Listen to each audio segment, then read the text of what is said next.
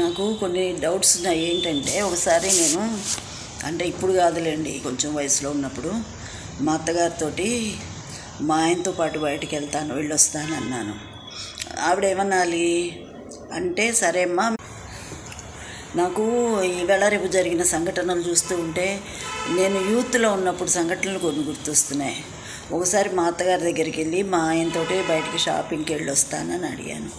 అడిగితే చెప్తే ఆమె ఏం చెప్పాలి, సరే అమ్మా వెళ్ళిరా, ఏదైనా పనులు ఉంటే తొందరగా అని చెప్పాలి. లేకపోతే ఈవేళ వద్దమ్మా, ఈవేళ పనులు ఉన్నాయి కదా, రేపు వెళ్దువు కానిలే అని చెప్పాలి.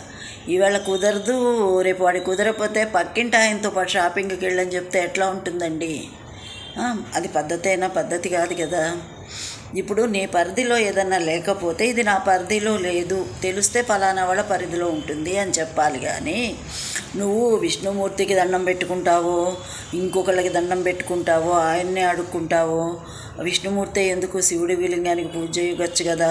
అలాంటి వెధవ సలహాలు కావాలని ఎవరు అడిగారండి బాబు? నీకు ఫలానా పని నీ చేతిలో ఉందా అంటే, నా చేతిలో ఉంది చేస్తాను, లేకపోతే నా చేతిలో లేదు చెయ్యొద్దు అని చెప్పాలి. ఇప్పుడు మా అత్తగారైనా నేను అడిగితే ఏం చెప్పాలి?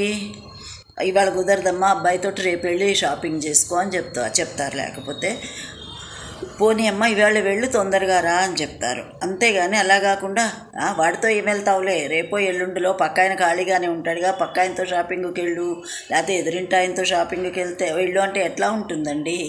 ఏమనిపిస్తుంది? మా అత్తగారిని బండబూతులు తిట్టాలనిపిస్తుందా? ఇంకేమన్నా అనిపిస్తుందా?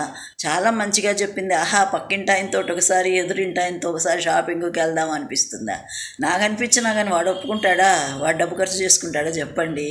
ఇప్పుడు మనం ఏదన్నా అడిగినప్పుడు గౌరవప్రదంగా అడుగుతాం. అడిగి ఫలానా పని చేయగలరా అని అడిగినప్పుడు చేతవుతే చేస్తాము అని చెప్పాలి, చేత కాతే మా పరిధిలో లేదు అని చెప్పి నోరు మూసుకోవాలి. కానీ నువ్వు వాడిని అడుగు, వీడిని అడుగు, వాడికి పూజ చేసుకో, వీడికి పూజ చేసుకో, మాకు తెలీదా ఏం చేయాలో? నీ పరిధిలో ఉన్నది చేయగలవా లేదా అని నీ దగ్గరికి వచ్చాం.